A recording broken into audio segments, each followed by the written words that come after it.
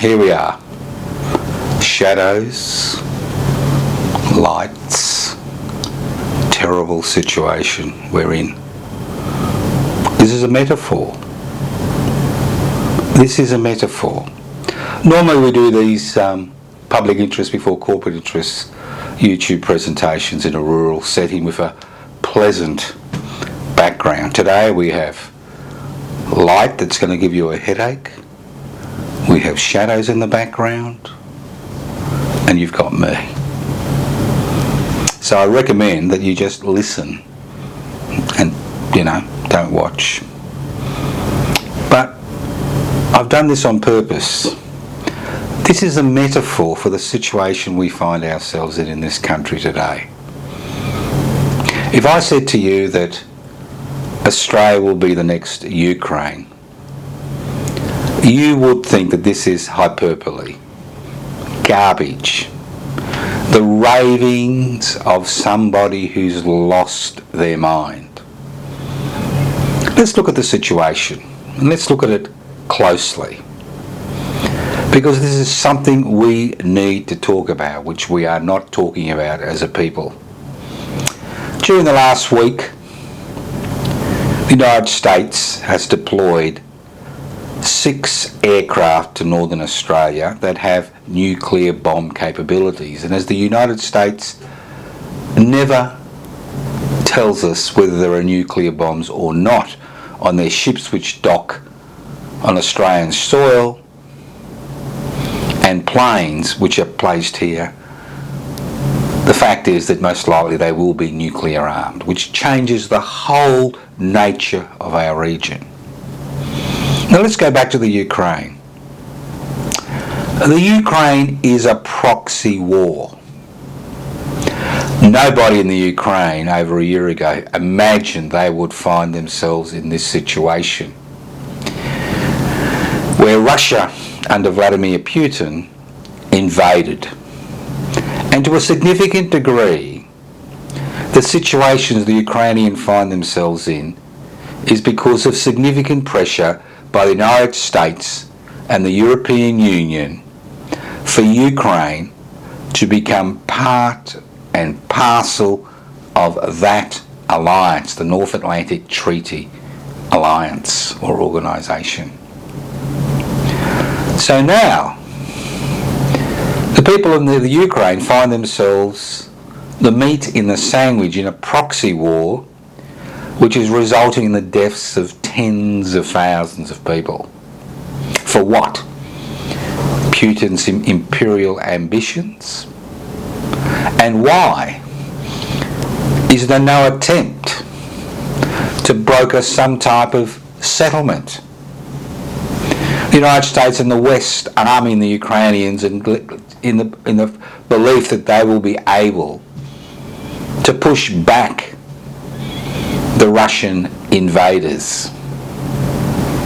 To a significant degree, these deaths were avoidable.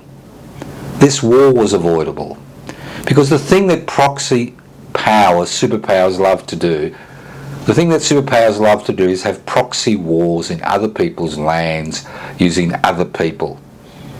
The history of the confrontation between the Soviet Union and the West was a history of proxy wars in Vietnam, in Cambodia, in Laos, in Mozambique, in Angola, in Namibia, in Guinea-Bissau, in East Timor, and the list goes on and on and on. And most of the countries in South America and Central America, which were ravaged in these proxy wars between the Soviet Union and the United States of America. So what's this got to do with Australia? What does the situation in the Ukraine have to do with us? Why do we have these shadows hovering over us? Why is that beautiful countryside that you see every week has been replaced by this curtain with a shadow, with flickering lights? Because this is the situation we find ourselves in today in Australia. We think We live in a country that will never be touched by war. We think that by hooking our future to the United States imperial ambitions, we will continue to be safe in this part of the world. Now, we are surrounded by many countries. Indonesia, 250 million people, I think the fifth or sixth largest population on planet Earth. Singapore, that bustling metropolis. Malaysia, Vietnam, Cambodia, Laos, Myanmar, Sri Lanka, India, and the list goes on and on. How many of these countries have actually hooked their future to the United States wagon? None. They have independent foreign policies which are designed to look after the interests of their people. Because ultimately, a state's ultimate responsibility is to protect the people it governs from outside invasion. So what do? What do successive Australian governments do, irrespective of their political colours? What do? They go out of their way to poke the Chinese panda. Now, the Chinese Communist Party has currently lost autonomy. It is ruled by a very small central committee who have power, absolute power, for another 5 years. And it's always been the Chinese Communist Party's ambitions to reunite China. Taiwan has been part of China since the 17th century. And when the nationalists, the Kuomintang, were thrown out of China in 1949, they escaped to Taiwan, where they set up a military dictatorship and almost eliminated the indigenous people who had lived in Taiwan for thousands of years. It's only recently, in the last few decades, that they were replaced by representative democracy. Now, Mr. Biden, the President of the United States of America, has categorically stated that they will defend Taiwan if China attempts to take it by force. This basically means a possible nuclear war. If not a nuclear war, a war of attrition, as we see in the Ukraine. So where is Australia placed? Where are we placed in our alliances with the United States of America? We are buying nuclear-armed submarines. We have allowed the secret military bases that have existed in Central Australia, including Pine Gap, for over 5 decades, to expand and to take part in drone attacks on people around the world, because we have no control over these bases. Over the last few years, we have allowed over 3,000 United States troops to be stationed in Northern Australia. And now we've allowed bombers with nuclear capabilities to be stationed in Northern Australia. Why? If there was no threat, why? Why are our governments willing to sacrifice our way of life, our country, our children, on the altar of American imperial ambition? It's all very well to say we need to protect the freedoms of the people of Taiwan. But the reality is that as a sovereign nation state, our primary responsibility is to the people in this country. Ukrainians are fortunate in many ways. They have neighbours who are willing to absorb the 7 million women, children and old men who crossed the borders at the beginning of the war, who continue to cross the borders for protection. But who's going to protect us in case of a conflict over Taiwan? When the missiles land in Darwin or Pine Gap or other parts of northern Australia where people have come to live quiet lives. Who's going to protect us? Now, if you think it's the United States that's going to protect us, think again. When it comes to war, the United States is, as you'd expect, is primarily interested in the United States and its own people. We have seen over and over and over again how the United States is willing to cut and run when it suits its domestic political agenda. We saw it in Vietnam over a war which lasted almost 15 years, where over 3 million Vietnamese died, 45,000 Americans died, and almost 600 Australians died in that conflict. For what? We saw them cut and run, and 2 years later the government of South Vietnam was overrun by the North. We saw it in Cambodia,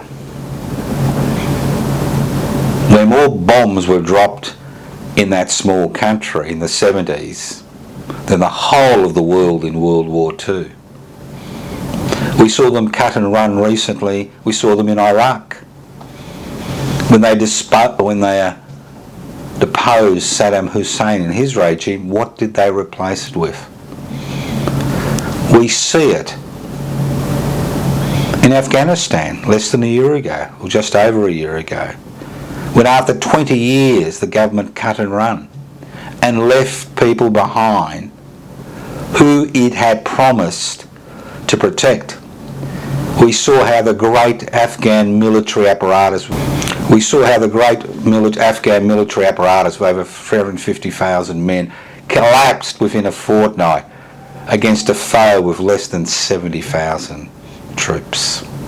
And we've seen what's happened in Afghanistan since, when the United States cut and run. And we saw it in the autonomous regions of North and East Syria, where over 15,000 young men and women died, bringing Islamic State to its knees. And once they had done the job, we saw the United States government continue to claim that the organisations they fought for are terrorist organisations. We saw them allow the Turkish government to invade the region and to continue drone attacks on a daily basis, killing people indiscriminately, something we never hear about. So when it comes to the United States looking after its allies, think again. If push comes to shove in terms of a conflict over Taiwan, we are expendable. Not only are we expendable, we have no allies in the region because of our fulsome support of United States imperial ambitions in this region. We've seen the militarisation of the South Pacific and Southeast Asia with the acquisition of nuclear-capable submarines and the deployment of nuclear-capable aircraft in northern Australia. Do you think these Indonesian people would welcome hundreds of thousands of Australian refugees, considering how we have treated refugees in this country in the last decade? We won't have the luxury of being able to flee to a neighbouring country. But the reality is it worth it? Is this alliance worth this price? Are you willing to sacrifice your way of life on the altar of US imperial ambitions?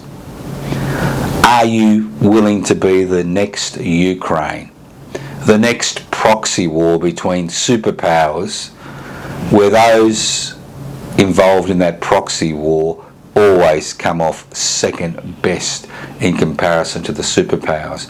Do we really want alliances with a government or a country which has no respect for alliances, and when the going gets tough they cut and run?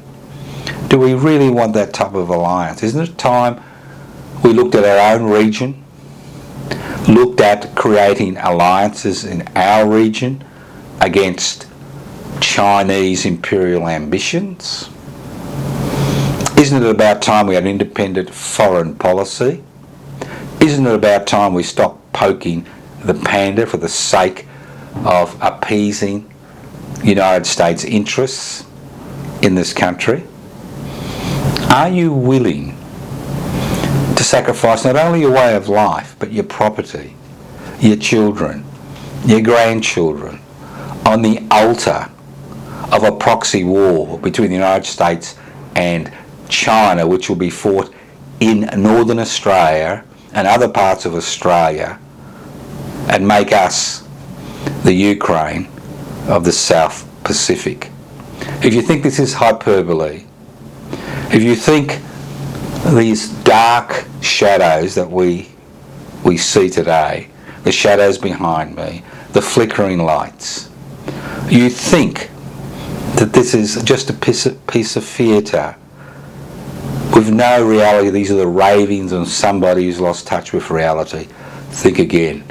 Everything points to the fact that we, if we do nothing about this, if we don't rise up and protest, that we will be the next proxy war. But this time, not between a minor superpower and the United States of America, Russia and Ukraine, but between the two most powerful sovereign nation states on planet Earth. And if that means that this country will be laid waste because of our current foreign policies and our current alliances, then we need to turn the clock back and walk away from these alliances.